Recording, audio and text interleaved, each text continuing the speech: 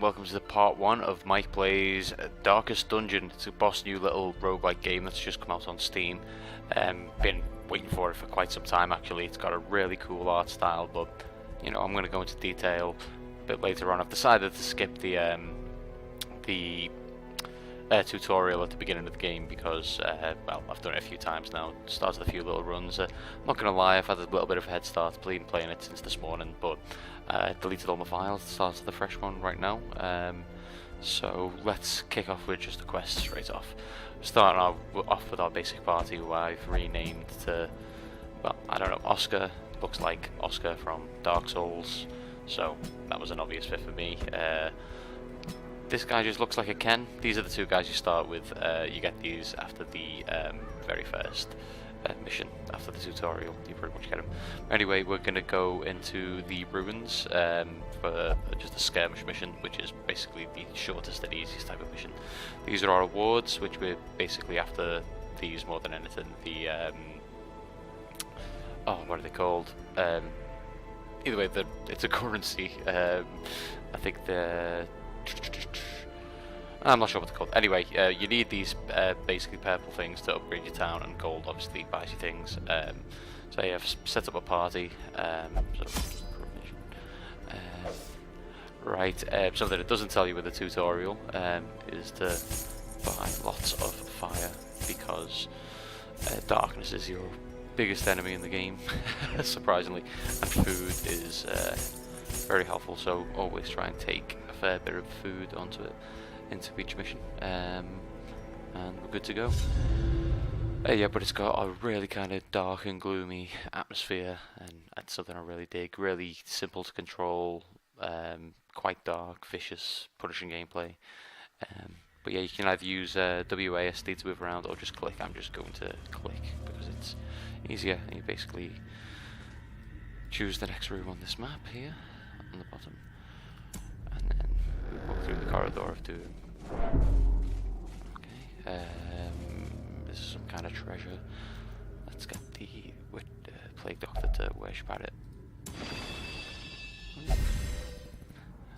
That's some sort of random buff. I think this will just be a free torch. Yeah, fantastic. Take that one. Let's carry on. Oh, trap. Yeah, it's quite hard to detect traps unless you've got some kind of scouting ability, which I believe only the bounty hunters can do at the minute of oh, straight into a battle. Well, I'll explain the classes as they attack. Ken's going first because he has the highest speed. He's a highwayman, which is essentially sort of rogue class, so, you know, bleed damage, range damage, that kind of thing. He's really cool. We've currently surprised these enemies, so I'm going to take aim, which gives them I think it's a damage and accuracy buff, which you can use on the next turn. Oscar's the Crusader, which is basically our tank. I'm going to start off with Zealous Accusation on the dude in front, because he's, yeah, well, giving the debuff and damage. Oh, I can dude behind him, I did not know that, that's pretty cool. Let's see. I don't think these status effects work on skeletons. This is the Plague Doctor. He basically has a lot of debuffs and a lot of buffs that you can use on your party members. Let's just go for an incision. The Bone Soldier, just a straight up stab. Yeah, of course, so all skeletons resist bleed damage because, well, there's nothing to bleed, because obviously they're just bones. These guys, I hate that they just seem to dodge every single attack. As you see the little black number indicator after an attack, that's basically the stress meter underneath here. I'll explain stress when undoubtedly somebody tops out on the stress, but it can be a good thing, but it very rarely is. It's usually a very, very bad thing. I should keep hacking at these because they are very basic enemies. It's an early fight. Maybe I'm playing a bit too fast and loose with this, but who cares? Hey, it's for a video, but it's heal Plague Doctor. Should really call him Old Vulture. He knows who he is. He'll be happy with that. Let's carry on.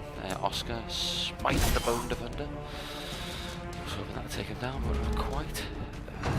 Say the Bone Courtiers. It's just the sort of the speed and the dodge that they've got is surprisingly good, and that stab in the dark can be quite nasty. We're targeting the wrong person.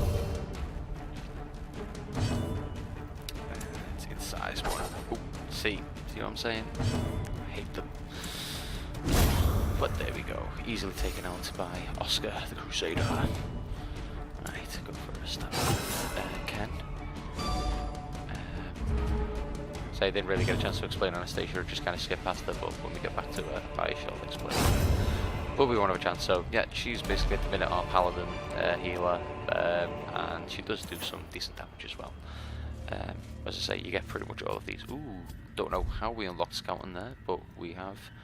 So basically, as you can see the icons, this blue icon indicates treasure, this indicates a fight, and this indicates a trap. This indicates a fight. I think this just indicates an empty room. Let's go to the right anyway, because we have to go back up on ourselves, no matter what. So, have Oscar check this. Ooh. These are just saleables, just basically transfer into gold when you get back to town. Strangely, the fighter seems to be the best at disarming traps earlier. You simply just choose whichever character and then click the trap.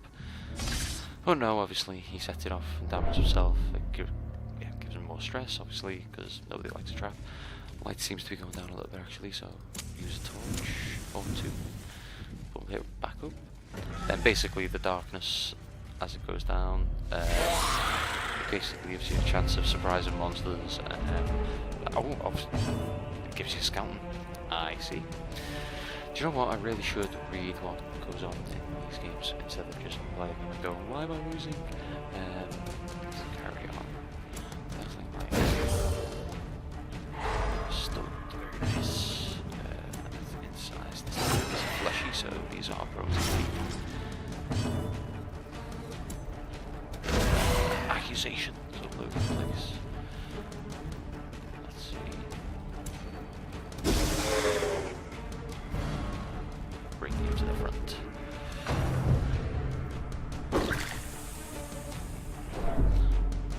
Concentrate Anastasia on healing for this next turn. See, the old vulture, things start to get to him.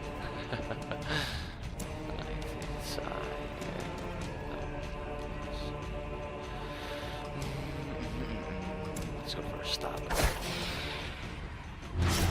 So I think this is my biggest problem, is that I just try and kill things as quickly as possible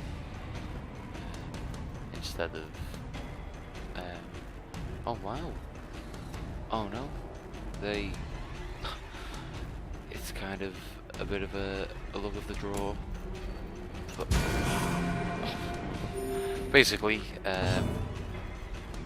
all of the characters seem to start with different stats. I'll show you how characters are recruited when we eventually get back to town, but yeah, that's a little bit upsetting, because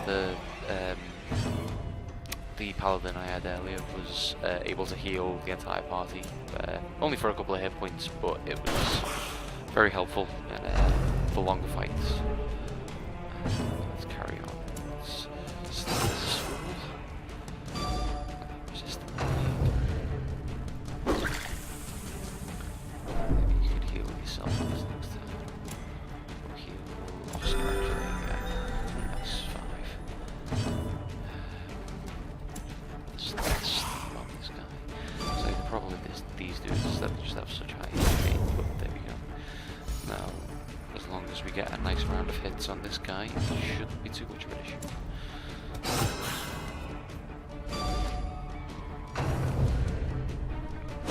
Yes, go Oscar.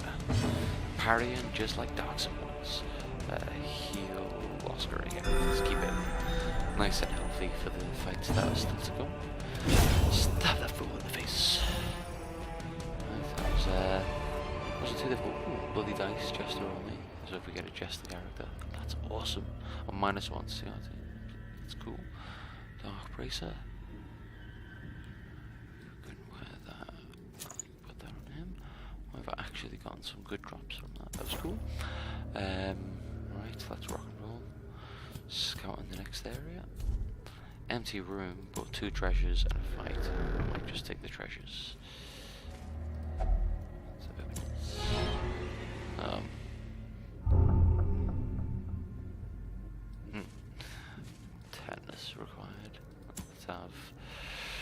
Anastasia. She's a Vestal, sorry, but Paladin basically. She's going to read the books and is bored by them. She's not wrong. We know it's just a fight in an empty room up ahead, so... Oh, but we have to fight everybody. Okay, let's go.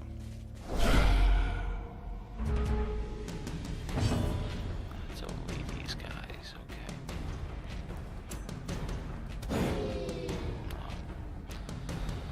Oh. A bit of stun damage there. I'd say these guys can be quite frustrating as well, because if they cause a bleed on your guys, then obviously you're losing HP every round, which can be more than a little bit annoying.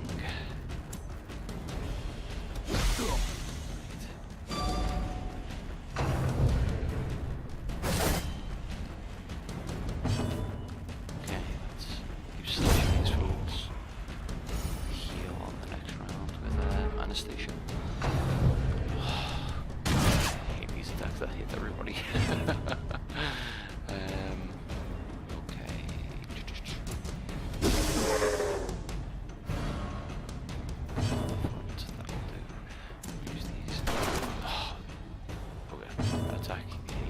Both opponents, but I think it does have a high percentage of missing.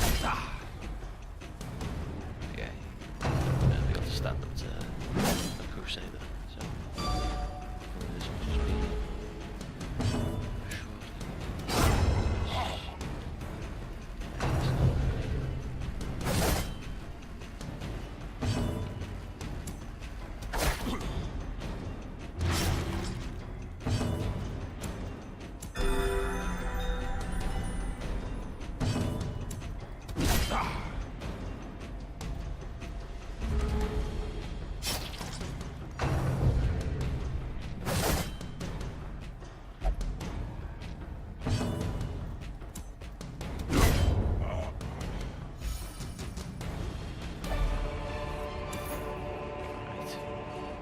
too bad.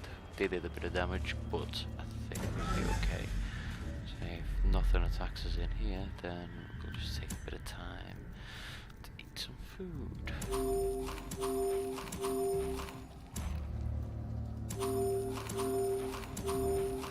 So you don't really get a lot back, but it's better than absolutely nothing. Okay, so we're gonna have to travel back to this room. So what to fill the silence with as I'm walking along. Oh, I don't know. Looking forward to the new series of Game of Thrones. Oh, where's the door? Anyway, never mind. Didn't have to really talk about anything. Let's go. Oh no, we have to walk down another one. Oh god, it reminds me of those long elevator rides in Mass Effect where it was just kind of like, okay, here we go.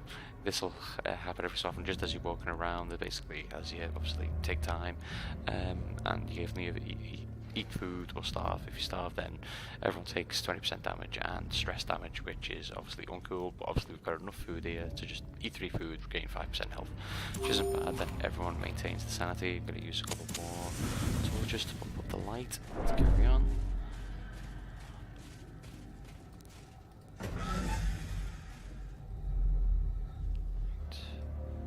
Okay, so we've got 2 treasures and a fight. It's not too bad. Steal a nice torch. We'll have him trash the box. And it's empty. Squishy dudes. And surprised, which is cool. Okay. This dude. No. Not interested. Heal Jack. Not Jack, sorry, Ken. Jack was the name of a jester in a previous playthrough. We done it. Some more side.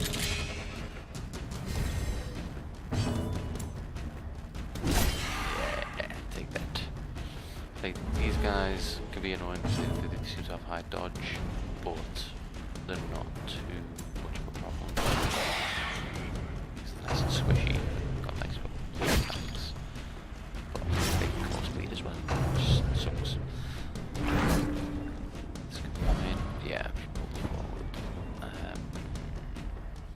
see, your placement of your characters is very important. That's something I really should have said at the beginning, but based on where your character is standing, it basically decides what kind of attacks they can do. The range is different for each attack, denoted by the little colours on the top of each description. Yeah. So I'm just going to keep smacking. Oh, good lord. And see, this is where the game starts to get evil.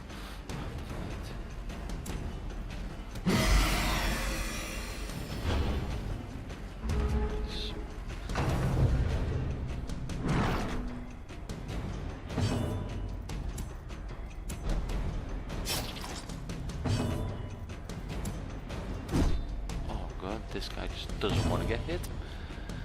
Heal Oscar.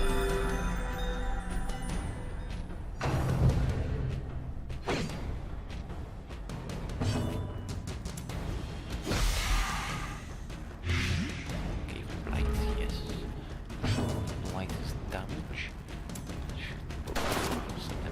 This, of course. Yeah, blight is damage. Better than bleed. It's like poison.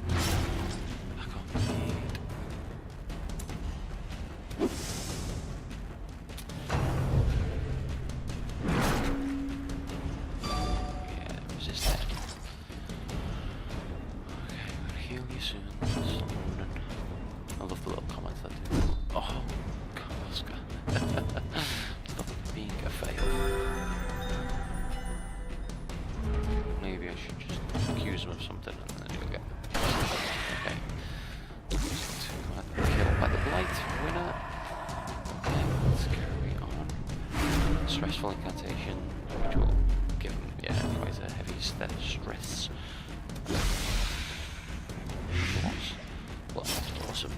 Right, let's slash her. No, she doesn't want to be slashed. You know, this has actually been, compared to the other starter dungeons that I had, I'm not going to say easy because it's still been fairly difficult, but it's been less punishing than some of the other starter dungeons that I had earlier. Bear in mind, like, I lost my healer in the last save I started within like the fighters. This game can be severely brutal. It's just like games like Binding of Isaac, FTL. Each run is completely different, and yeah, it's a lot of fun. Okay, so that's not too bad. Empty room and some treasure and some books. Let's just make sure our light is nice and bright. Let's carry on. Oh. We're gonna have to. Everyone's gonna have to take some fucking damage. Shit. Take the gold. Right.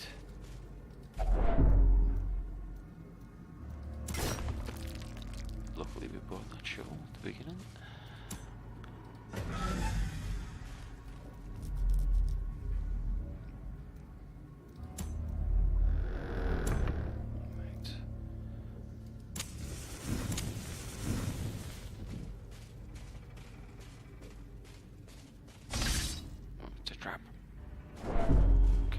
Almost at the end of the dungeon, I think.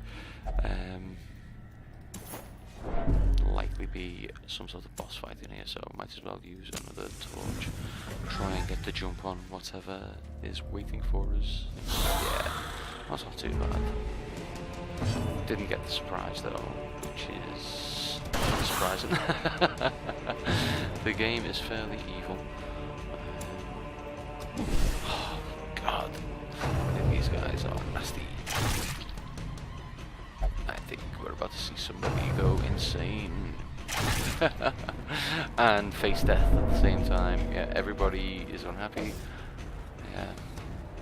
That when basically a character is at death's door, as you can see with two of my guys right now. Yeah, Anastasia to heal herself. Basically, any hit they take now will kill them for good, like dead, permadeath, and it's horrible when you've leveled somebody up a little bit and you're like, yeah, these are the guys are going to be around forever, and they're just not. And yeah, now we're having epic fails. Oh, She's about to be insane. Oh. Resolve is tested. Yeah, she's now going to become selfish and potentially won't listen to my orders, will potentially, like, refuse. That's basically when your stress goes up, you become afflicted. It could sometimes be a positive affliction. It can make you bolder towards the fight or something like that. But yeah, I'm just a little upset. Yeah. Oh, how the hell did he survive that? I'm not gonna look gift horse in the mouth, but you know, I am troubled by my lack of knowledge. Oh, Anastasia, she's not feeling good. Sorry, girl. I'm gonna try and finish this quickly.